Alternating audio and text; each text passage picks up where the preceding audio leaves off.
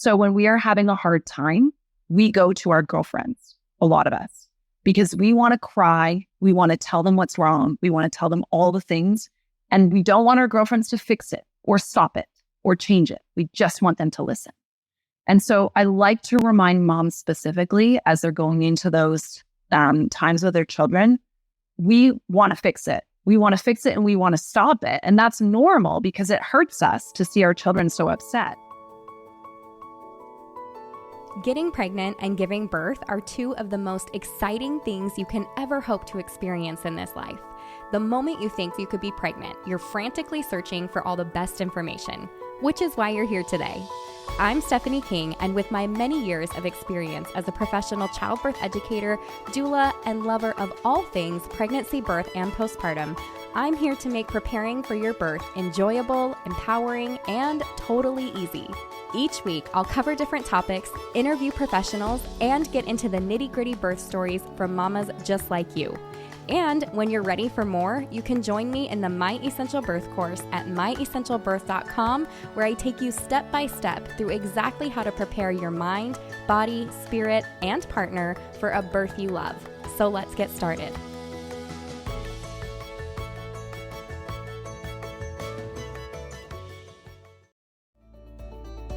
It's time! The My Essential Birth postpartum course is here. Whether you're pregnant, just got baby home, or weeks and months into postpartum, this is the course for you. No more wondering what's normal for your body postpartum, if baby's eating or pooping enough, or how to get a good latch. You now have an all-in-one resource where you can click a topic and get the answer. Learn more at myessentialbirth.com/postpartum and add it onto the My Essential Birth course for even less when you bundle them at checkout. Already in the course? Check your student library and add the course for the same discount. I can't wait to support you on your postpartum journey. Okay, this week's reviewer of the week is Claire. That's how her name is written. And she said, "So glad I stumbled upon this. I think I found you while listening to all of the Lily Nichols podcast interviews I could find. And for those of you that are listening now, I'll put the link for Lily Nichols. If you don't know who that is or what we talked about, I'll put that in the show notes for you guys to be able to take a listen to. Between you and Lily, I have all the pregnancy info I could ever want. I had hypertension and a 38-week induction last labor that ended in a C-section. And I'm doing all I can to prevent hypertension the next go around, God willing. Thankful for this podcast to keep me company on my daily 3-mile walks. Way to go, you, for doing your 3-mile walks. You are knowledgeable, concise, and frankly entertaining." Thank you for that as well. I always laugh because I'm like, I think I'm entertaining, but then I always worry, like, do you guys actually think I'm entertaining? So yay, I'm so glad that you appreciated that, Claire. She said, "Keep up the good work and know that you are changing lives." Thank you for that review. So excited for you guys to all be here. I love reading reviews too. So if you haven't left one, please do so. Today, I have with me Lauren Weber, and she is all about baby sleep. I want to give her a moment to introduce herself, and then we'll kind of dive into a different approach to parenting when it comes to sleep. And we've had a couple of sleep topics on here before. And so I love giving all the information and hearing the different sides, different perspectives, and just having good information for you guys to be able to listen to, work through, and do what's right for you. So without further ado, Lauren, will you take a moment and introduce yourself? Tell us a little about you, your family, your profession, and what you do. Yeah, so my name is Lauren. I am a 3-time certified pediatric sleep specialist. I also have my Bachelor of Education and worked as a teacher for a number of years with primary age children. I have about 250 hours now in attachment-based specific education, as well as a foundation certificate in self-regulation, and have finished up all the schooling components to be able to hopefully write my exam soon to become an IBCLC. I am a mom to 2 little ones, Isla and Grace. So my business name is Isla-Grace Sleep. That's how you can find me. And I have been supporting parents now for, oh my goodness, 8 years, maybe longer, to get sleep without using any sleep training. And I also, have a big presence online on social media. And then I also run a certification course where I'm certified sleep and wellbeing specialist. And I think that's it for me. I don't know. Yeah. That's it. As you list off your like laundry list of this is how awesome I am. I love it. I love it. And I didn't know about the IBCLC part of things too. So that's incredible. Holy cow, you are a busy lady. Well, the crazy thing is I started both at the same time 8 years ago. It's just that I don't come from like a nursing background or anything. So to get my hours to qualify to where I just do 500 clinical hours to finish to be able to write that exam. So slowly but surely I was plugging away, and I really didn't expect how many parents would want sleep support. So it has become such a big focus of my practice.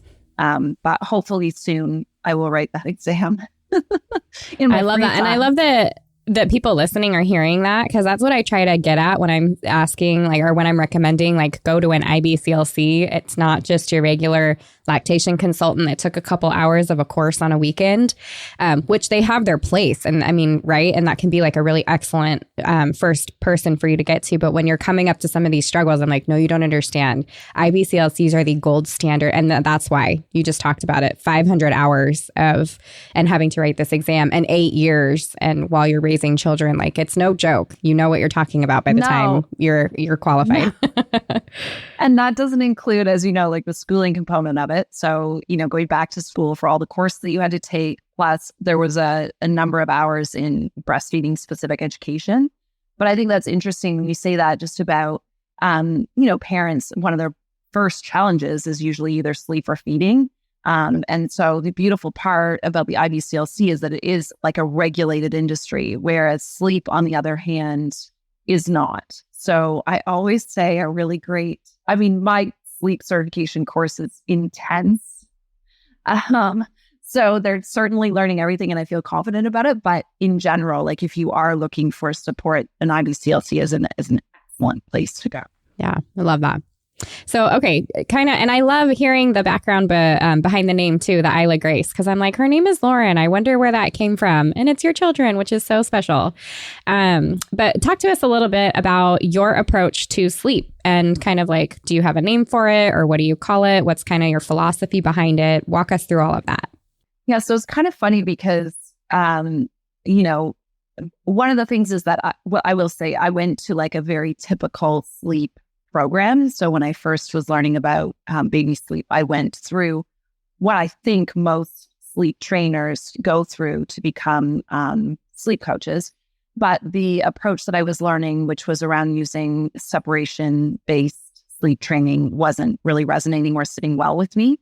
And so I always like to start by letting people know, I really do believe that you are the expert on your baby. So like, let's start there.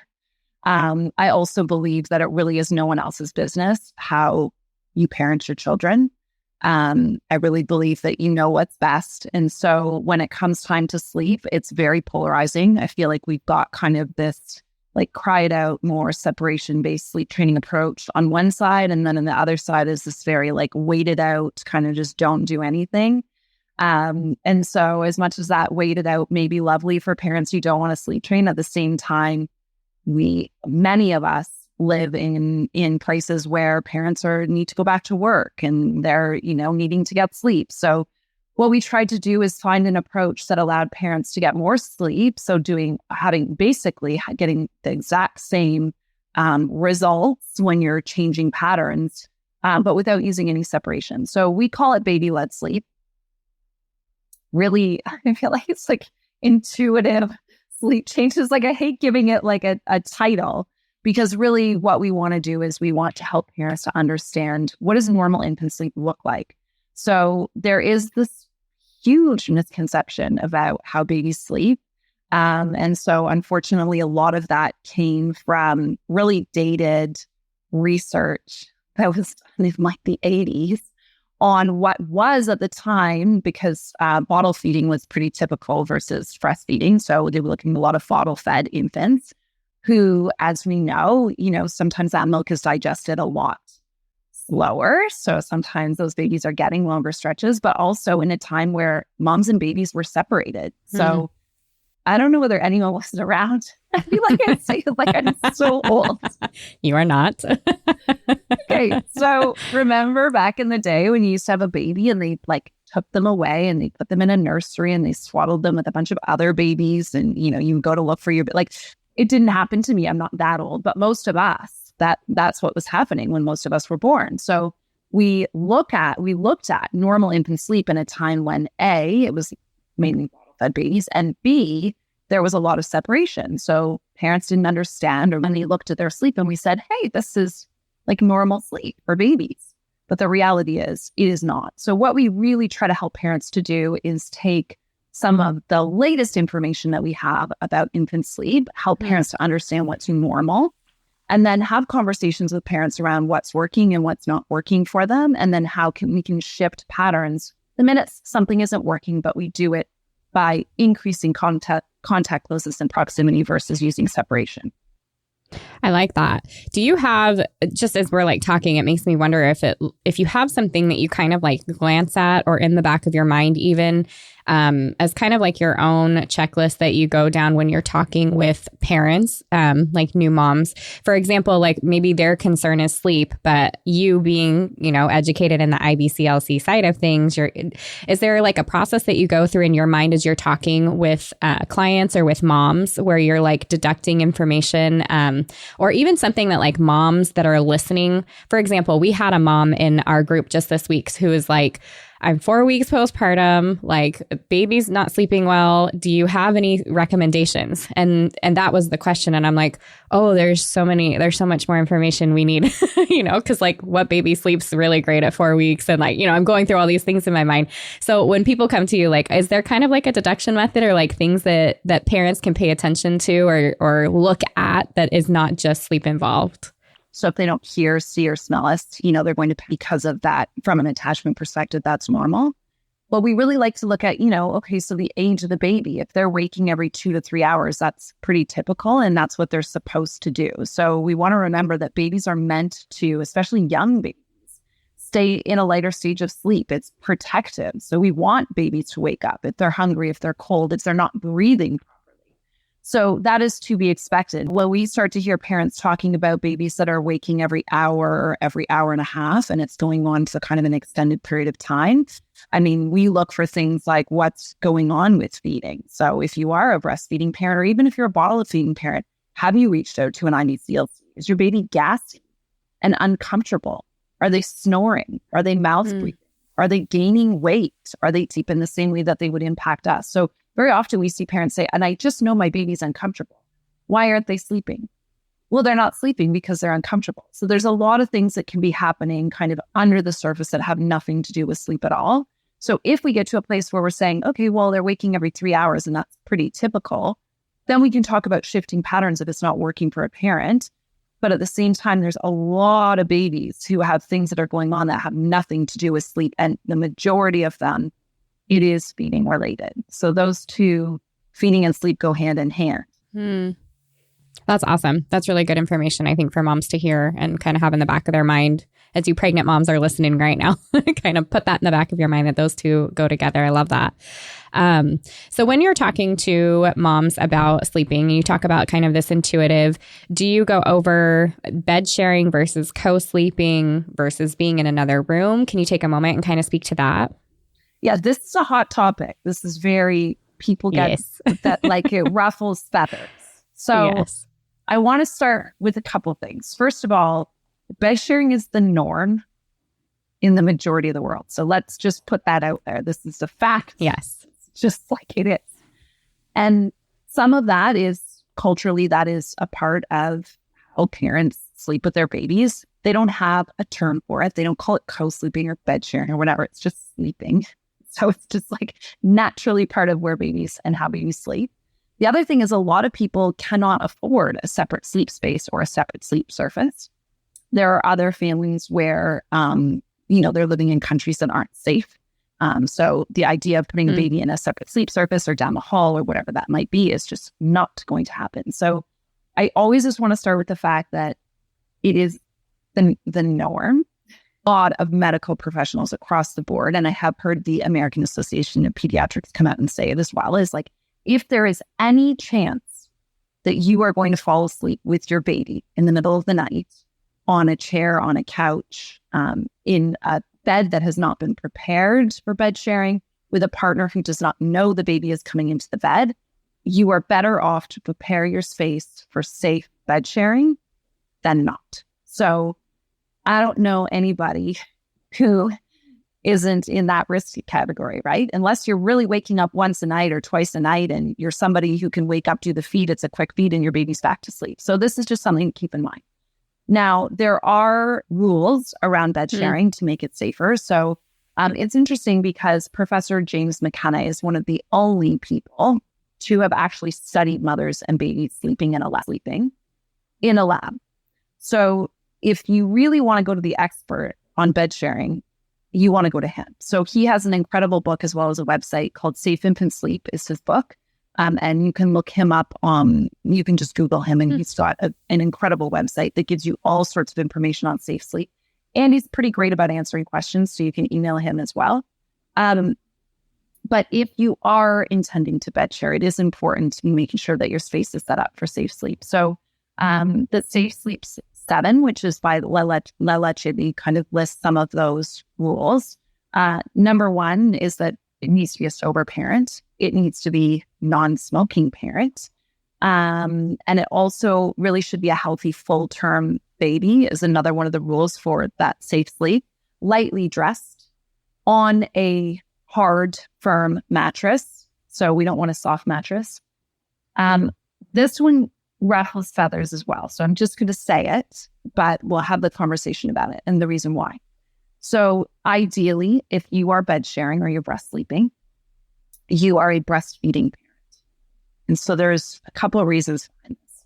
And if you ask Professor McKenna, he's really great about being clear about this. It took him forever just to get the funds to do the research that he was able to do. And he only studied breastfeeding parents. So we don't actually have any research. We don't have anybody who's looked at that. It's all we have to confidently say that this next to the smell of breast milk. So if you are a breastfeeding parent, they're not going to like scooch to the bottom of the bed, which obviously can be dangerous. And again, we have that breast milk is digested a little bit quicker. Babies are in that little bit of a lighter stage of sleep. So it just makes it safer sleep. That's awesome. Yes, you're totally right. I love that you started with this is the norm, and it's an American thing and a new age American thing for us to talk about how we should immediately from the beginning separate. And it's interesting because I mean, I've talked with many a mom, and I'm one of them who I was not comfortable with that. I wanted my baby near me. I actually felt safer, more comfortable, more secure with my baby near me. And we did, I mean, out of concern, like we bought like a little co-sleeper that went in between my husband and I. He hated it. My baby was like, nobody slept when he did that. I'm like, okay, so we put the bassinet next to the bed. Nobody slept. And so finally I was just like, oh my gosh, I'm going to pull him into my bed. Like I'm ending up nursing him every couple hours anyways. And oh my goodness, it was like, we're finally getting sleep. Everybody's sleeping. Husband's sleeping, baby's sleeping, I'm sleeping. And then figuring out, like at first I was, nursing on one side and then putting my baby on my chest and rolling to the other side and nursing on the other side. And once I figured out I could nurse on one side and then just lean over and give him the other breast, I was like, man, I am like living it up. This is it. So, but yeah, it's true. It is the norm. And we've made it this big, scary thing here. And it's just not the case. And even with like a softer bed, like you were talking about, I know that they have these little, like we use like I think they were like pee pads that like go under the baby, but not the soft ones, like the dog pads that we have. It was a cloth, like a thicker, flat cloth, kind of hard that went under him. And so even though we had a softer sleep service that gave him, my baby that was just right next to me, I could stick that under him and it gave him that solid space, even though I was kind of on that comfier spot. So we could still bed share even in that situation. But yes, that it was good information. It's such good information. And we actually talk about Safe Sleep 7 in the postpartum course that we have. So that's just excellent. I'm so excited. It is at this point, like I feel like I get frustrated. First of all, I remind parents to look at where the information is coming from and who is to benefit. So a lot of the people that advocate for no bed sharing at all also create $1,500 bassinets right. for you to use, or swaddles, or products to get babies to sleep away from the parents. And the reality is that if you're bed sharing, you don't need any of those products. And then, who's making the money? The other thing that I would encourage parents to do now, because I feel like the research is coming out and it's pretty clear, is a lot of parents have been told that bed sharing causes SIDS or leads to SIDS. There is some interesting, and maybe we can link it or I'll send it to you, but there is some really interesting research done by BASIS and UNICEF. And they were looking at babies in the UK. And I think the year was 2019. And they said that 50% of SIDS bed sharing was not cause. Now, the problem becomes is that, we often talk about co-sleeping as leading to SIDS or leading to suffocation. Co-sleeping is sleeping within sensory proximity to the baby. Bed sharing is sleeping on the same sleep surface. So one of the things that is not differentiated in a lot of that information and that research is the fact that co-sleeping can be a couch. Co-sleeping can be a rocker. Co-sleeping can be or bed sharing, and there's no differentiation. Like, was the parent sober?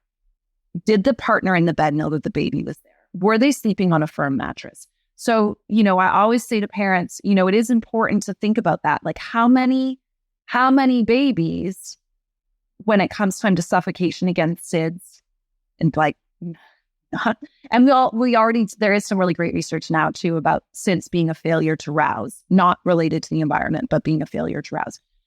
But how many of those babies that are grouped in this research had non-smoking, breastfeeding, firm mattress, lightly dressed, partner knew they were in the bed, prepared the space for safe sleep? These are questions that are important to ask, right? And so the reality is like, hey, don't bed share with your baby. It's never safe. Buy the $1,500 rocker baby bed over here, and then your baby will sleep, right? So, right. Yeah. It's important to ask those questions. You got to think about, where's the information coming from? Who does it benefit? And I think I really will say this quite firmly, I guess, it is absolutely irresponsible to withhold safe bed sharing information from parents. Just is. I couldn't agree with you more. I'm glad you said that. I want to take a moment too. You talked about, I don't know if it's like marketing or the word is not coming to me, but kind of how you're saying like pay attention to where the information's coming from. And it reminds me, this big push that we had about fed is best. Do you remember that? And I mean, it's still going, but this was like a big thing a couple years ago.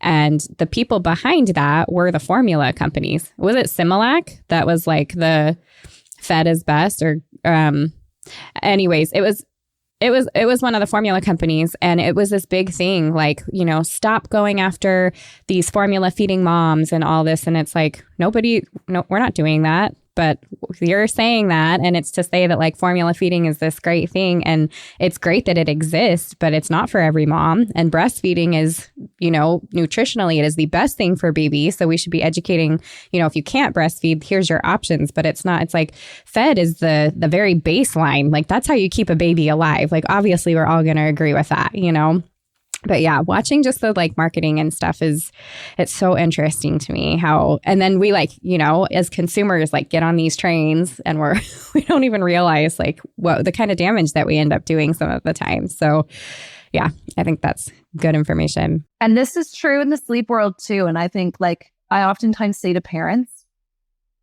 I feel sad in a way that I have the job that I have, which is to basically tell parents that they need to follow their heart and their intuition. Like it's sad that is the job, because even the sleep information. So we take this information from the 1980s that's not true anymore.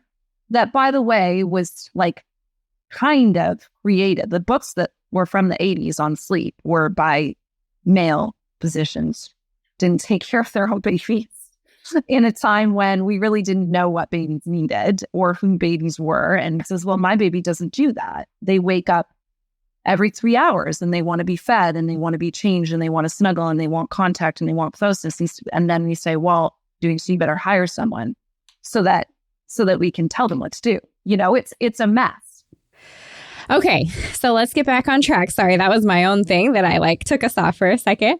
But how about for women that are listening, maybe they're postpartum or going to be postpartum, and they come up to some of these sleep challenges that are not just kind of what you described, where, what are some challenges that you regularly see that you help correct, that moms can implement today if they're listening here? Some of those kind of basic things. If a baby is waking up hourly or every hour and a half, this to me is a red flag that something needs to be addressed and it's something underlying. So the first thing that I always say to parents is if that is your gut feeling, push it. Get the answers. So if your baby is gassy, if they seem to be taking really short, frequent feeds and never seem to be full or satisfied, if they're getting frustrated with the breast, if they are, spilling milk out the sides of their mouth, if they seem uncomfortable, or, well, actually, we'll start there. The first place that I always say is go book in with an IBCLC. Go see an IBCLC. Second big one that we see a lot is snoring and mouth breathing. So when we're sleeping, our mouth should be sealed shut, our lips should be sealed shut, and our tongue should be pressed against the roof of your mouth. That's where everything's supposed to sit. And the reason is because when the tongue pushes against the roof of the mouth, it helps our palate to form nice and wide. If our palate isn't nice and wide, then it's going to form narrow. It's going to come up into our nasal cavity. And then that's going to impact our ability to be able to breathe properly through our nose. So if your tongue, anyone who's listening, I'm not going to do it because I don't want to embarrass myself. But anyone who's listening, you can try and snore with your tongue pressed against the roof of your mouth. You can't do it. You can only snore if your tongue is down. And so one of the things to know is that if your baby is breathing through their mouth, or if you are breathing through your mouth, or if anyone's snoring, it means that you're not breathing properly. And so anytime you then go to get into kind of a deeper stage of sleep, and babies are older and they're moving into those deeper stages of sleep, their body's going to wake them up. So you start to see that it's almost like they do a half a sleep cycle and then they're up. And that's protective. The body says, you're not breathing properly, so we're going to wake you up. So if that's the case, what you're really looking for is an airway health specialist. And so pediatric dentists some can be. If it's related to the tongue and where the tongue's sitting in the mouth and tongue function, then an IBCLC is actually a really great place to start as well. So they're always a good resource for that. So we start with that. And then the other big part is it is recommended to be room sharing, especially for the first year. So even if you're not bed sharing, to be able to be room sharing is number one. But, parents get into this place of, well, I don't want to feed to sleep because if I feed to sleep, then I'm going to have to feed to sleep for forever. And it's a bad habit. So the majority of parents that I'm working with are just coming to me saying hey, I want to bring my partner into the bedtime routine. I don't want to feed to sleep. Or every time my baby wakes up overnight, I'm feeding. And ideally, I'd like someone else to come in, or, for maybe it's just my baby's just waking up for a feed. So when that happens, we like to just help parents to shift patterns around the things that aren't working in the same way you would when your child is 18 and you're making a change. Is just to support our children rely on patterns and predictability. So if we always, let's say our baby's up in the middle of the night and we're bouncing and we're frustrated, maybe instead of bouncing this time, we're just going to hold them and say, I know you're really frustrated. I know you want me to bounce. I'm right here. I hear you. I hear that frustration. I'm going to just hold you for a little bit. And then really getting into that place of just being okay, we're making a change because something's not working. Again, bounce as long as you want to bounce. And then when it's not working anymore, I'm just going to hold and support you. I love you. I'm right here. Instead of using separation, I love you. I'm right here. And this isn't timed. It's not 3 seconds on, 3 seconds off. Put your baby down. Don't look at your baby. Don't do this. Don't do that. It's really just saying to yourself, all of this stuff, this is changes, right? So the same thing, the same way that we would support anyone else who's having a hard time that needs to go, that we need to make a change. And so usually what happens is that as we're able to continue doing that, it's not a quick fix, but, I'm going to bounce for a bit and then I'm going to hold you for a bit and I'm going to listen to you. And I know you're really frustrated. And then Oh, I can see you're getting really upset. Let's bounce a little bit more. And then I'm going to hold you. And just slowly moving through supporting our children through that change. And I'm going to support you through that because I know that you and your little brain rely on patterns, and we're shifting and changing a pattern, and you're upset. Yeah, that makes a lot of sense. And I love that because that's something that every mom can do today, no matter where she's at with that sleep journey. So that's really helpful. And I think I will comment on this, like one of the biggest challenges with this approach, it's not an approach, we're making changes and we're going to support you through it, is that most parents are very uncomfortable with emotion. So most of us, and again, this is like where I feel like I'm really old, but I don't know. Most of us grew up with parents who, when we shared and expressed a level of frustration or sadness or anger, we were sent away. So most of us were in the timeout, separation, leave you to figure it out on your own, cry, no co-regulation at all with the parent, just your behavior, you're crying, you're upset, you're angry. Children, like young children, cannot regulate their emotions. They cannot do that. So we need to co-regulate, meaning that they need to be provided with multiple opportunities to regulate with a parent before they can actually do it themselves. So here we are trying to support emotion when we ourselves never got the support that we needed through emotion. So holding a baby, like I had to think about how crazy it is, after we give birth, right? And we went through this crazy experience, but no one actually thinks about the fact that the baby also went through this experience, right? So even after birth, to be able to hold them and like let them share all of that with you, and to be able to like be present and be like, I hear you. Right. Most of us can't handle that supporting of the emotion, holding baby, listening to them. So sleep training or using separation feels a lot easier and better because we don't have to be there, right? So we can put them down and they can cry, but we can plug our ears. I mean, for some moms, it's so bad that they leave the house, but it's because they can't handle the emotion. But what I say to parents is, by the way, it does not get easier when they're toddlers. Like when you say red cup and they want the blue cup, you're going to have the same amount of emotion as what you're dealing with right now. So I would rather parents like start practicing now and to say like something's not working for our family. We need to make a change. I hear you that you're frustrated, but guess what? I'm right here.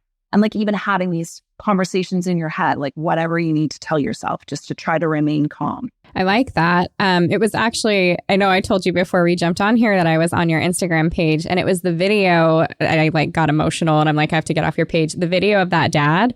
There's a video that you have of a dad, and his daughter's like, what, 1.5? She's just little, and she's like having what we would call like a tantrum. She's like losing it. She's just not regulated, like you say, and she's screaming and all this. The dad's just sitting there with her. And, at first she's like pushing him away and stuff. And anyways, there's like this back and forth. Then she's like standing on him and crying and kicking her feet and crawling over him. And he's not stopping her. He's not shushing her. He's not setting her down in her place or removing himself or her. And by the end, she like finally, has it out and hugs him. And so I'm just like bawling, right? Because I'm like, that's the parent I want to be. Like that is exactly how I want to sit and hold space for this little child to like work through whatever they're going through. But as you said, that's not likely how we were raised or the situations that we had. And so, the other side of that too, and kind of the question that I have popping up is, it's kind of twofold. One, for parents that didn't have this in their youth, just for one reason or another, what can we do? Is this like maybe we need some therapy thing? Do you have some recommendations or ideas for parents that haven't had that but want to do that for their child?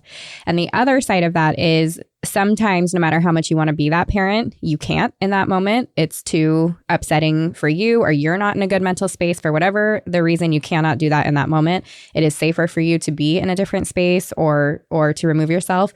So what's your recommendation there? Yeah. So first of all, I always say give yourself grace. Like what that dad is doing in that video, for anyone who wants to go and watch it, I mean, that is unbelievable. It is a moment in a day. Like I happen to have this not like, so let's start there. The first thing is an understanding, like, an understanding the fact that you didn't get this. This is what you want to give your child, but you didn't get it. So again, having some grace. The other thing I like to say to parents is to practice small moments. So especially as you're getting past that, like when you're like 10, 11, 12 months, practicing moments of being able to support your little one when they're having those big feelings, usually during the day, because there's another distraction. So the middle of the night is not a good time to practice. Also a reminder that the minute you're not okay, they're feeling that you're not okay. So, even if it's like 3 seconds or 5 seconds, to be able, I'm going to say it, maybe you cut this out. But women in general, so when we are having a hard time, we go to our girlfriends, a lot of us, because we want to cry. We want to tell them what's wrong. We want to tell them all the things. And we don't want our girlfriends to fix it or stop it or change it. We just want them to listen. And so I like to remind moms specifically as they're going into those times with their children, we want to fix it. We want to fix it and we want to stop it. And that's normal because it hurts us to see our children so upset. But I like to remind moms about kind of like thinking about it as be for them that safe place of where they can share and express and let it all out. And you're just there to hold space for that.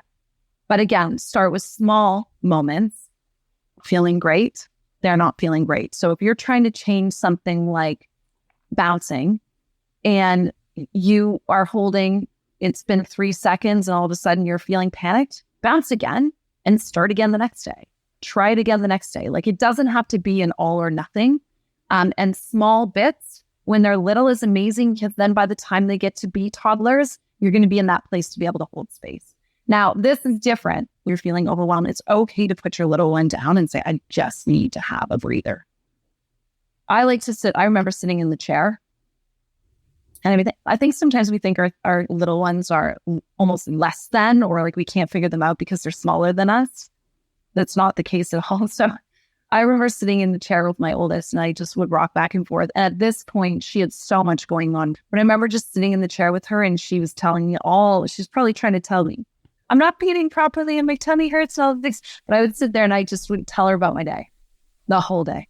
And then I would say, you woke up and you were upset and you were screaming. And then we went to the park and then we did this and then we did that. And it calmed me, like just till she's upset with me, I'm trying to talk her through it, and talk her through my day. I can't figure out what it is, but I'm right here and I'm with you and I love you. And again, this is why we have amazing, like moms have amazing techniques for if you can rock or walk or do all those amazing things, those are still beautiful things to do because we can't always support emotion. So as you're navigating this and you're starting this, just do small little bits. Yeah, that's excellent. Thank you. What are some things that you think women need to know, kind of like either in general or, in regards to sleep though, like what are some things that really come to mind when you're speaking with women that you feel like just really resonates with you that like if you knew these things, it might be a little bit easier for you? So your baby is supposed to wake up a lot in the first year. They are. When they're hungry, when they're cold, when they're wet, when they're uncomfortable, when they need a cuddle and a snuggle. And I think sometimes we look at needs like it's fine if they need a feed and a diaper change because they're wet and they're hungry, but it's not fine if they need a cuddle and a snuggle. So sometimes we think that the two of them are separate, but they're not. So our baby has a need for contact, closeness, and proximity. That is a normal, healthy need. And again, before you get questions about, well, my baby's happy to sleep in the crib. There are some babies who have a temperament that is just pretty easygoing. They're happy to be in their crib, or there might be periods of time when they're happy to be in their crib. So this is one thing. The other thing is sleep is not linear. So it's not like, in the first month, they were waking 3 times at night. And so then in the second month, they should only be waking 2. Like, just like sometimes we go through periods of time where we're up more often, or we have a harder time falling asleep, or we're uncomfortable, or whatever it might be. Same for our baby. The other thing is, if your baby's doing it, it's probably normal. The other thing is to call in a partner. If you have one, call in a partner. So one of the really important things to know is that, we need a village if we can build one. And so having your partner step in whenever they can and not being on top of them about how to put baby back to sleep. They're going to have to find their own way, especially if you're a breastfeeding parent and they're a non-breastfeeding parent, to put your little one back to sleep. let them figure that out on their own if you want them to continue stepping in and helping. And I don't know, those are the big ones. Yeah. And it's also, again, it's normal babies want to be close to you. It's normal that they sleep better than when they're with you, contrary to popular belief that it's garbage. I heard somebody say motion sleep is less restorative. We actually have, and you can look this up yourself, anyone wants to look it up, but that motion not only helps us fall asleep faster, but stay in a deeper state of sleep. So interesting. I like all that too. I love that you added in there about your partner to let them figure out how to put baby back to sleep without you being like, wait, do this, try this, do that. Because I can totally relate to that. And it's true. It's like, they're going to want to do it less then. So do you actually want help? Let them figure it out. Oh, I love that so much. You also talked about tuning out noise, trusting your intuition, which I thought was super solid. I know we talked about that at the beginning, but that's something that's really important to me too. I talk to women about it all day long, particularly when we're talking about pregnancy and birth. It's the same thing. It's mother's intuition once that baby's born too, and in utero. But I think that's really important, trusting that, just like you're saying, if something doesn't feel right, if something's wrong, if it's nagging you, there's probably something there, let's make a change. And then you talked about too, and that was at the very beginning too, but you're the expert on your baby. And I think that goes along with intuition. But, I mean, you can bring your baby to a pediatrician that sees hundreds of babies all day long. However, they don't see your baby 24/7. And I think that's a huge difference, because just like with everything, there's a range of normal, but babies and people are individual, and you know your baby best, and you are the expert on your child. And so I think being with a provider or anybody that you're going to lean into, whether that's an IBCLC or a sleep expert or whoever, having somebody that respects that and leans on mom for all of that information and care before offering any advice or clinical, anything, I think is really important too. And a practitioner's job is to give you information on both sides, whatever the topic is, and let you make the decision. Because really the role of a community or a village, or, back in the days, having grandparents and aunts and uncles and everybody who came together to take care of mom and baby. And now we don't have that. Is that the more information you receive, the more you just feel paralyzed better than anybody else. And that, again, if something feels wrong or it feels off, or someone's saying it's wrong and it doesn't feel wrong or it's not off, these are all things that there's no decision that ever needs to be rushed into quickly. It's okay for you to sit with things for a while and figure out what makes sense for you. But it is your child, especially in the middle of the night. Unless you're coming to my house at 3 a.m. and offering to help, I don't really want your advice. So, I think parents, the more you can just kind of focus on what works for your family, what works best for your family, the better. Something I find myself encouraging moms to do a lot is, if nobody else were here, if you didn't have to answer to anybody, if you were alone with your little baby or your little family, what would you do? And kind of lean into that. Are you making these decisions based off of, well, I'm going to have to check in with my pediatrician and he's going to ask, okay, but have you checked in with yourself? How do you feel about this decision? You have been awesome today. I greatly appreciate your time, your knowledge, your energy. Thank you so much. And Lauren has been so kind as to offer us a free downloadable PDF. So within this lesson, she's got an entire PDF that goes over contact napping. Do you want to talk about that just for a moment? And then tell everybody where they can contact you, find you, ask you questions, all of that stuff. And if you will take a moment and talk about the course that you have as well. Is this for moms to take? Would it be for doulas to take? Tell us all about that too. Yeah. So the PDF that I have is about contact napping, just why babies why they feel safest when they're closest to us. So I wanted to kind of give an explanation if parents just want to know, hey, why is it? And I love it and I want to keep doing it. But then I also give some tips in the download if you're looking to shift or make a change. I understand we can't be doing that all the time for a lot of parents, which is okay. And again, this is why this approach it's non-judgmental. Do it or don't do it. If you don't want to do it, this is how you shift it. And if you want to shift it, it's no one else's business. And you just need to do what works best for you. So that's that part. You can find me. I guess probably most active on Instagram. So it's at Isla-Grace Sleep. So ISLAGRACE Sleep. And I'm there. I usually collect questions once a week and try to answer as best I can. I also have several sleep courses for parents. I have a night weaning course, toddler bedtime battles course, my sleep without sleep training course. And my favorite course is Understand was transformative, in my opinion, for that relationship with baby or toddler or child. And then, so my certification course is for anybody who wants to take it. So it is currently, and I giggle when I say this because we just added another week. So it's now 21 weeks. It's about 147 modules, started at 30 module Kenna on bed sharing safety. But we pulled in, I pulled in all the experts in the field on everything. Wow. But then sleep, but it's not really. So we talk about attachment and like you name it, we've got an IBCLC to talk about feeding related specific things. So it is the most, and I can say this confidently, the most comprehensive course that exists. It takes about 6 months to finish. You do not need any prerequisites. If you are already certified to work with babies and parents in some capacity, we do offer a discount for anybody who's in that situation. So you just have to email us. That's awesome. Thank you so much. Thank you for being here. And I hope people connect with you because it's been such a pleasure. So thank you. If you loved what you heard today, the very best way to support this podcast and help other moms to find it is to leave a quick review.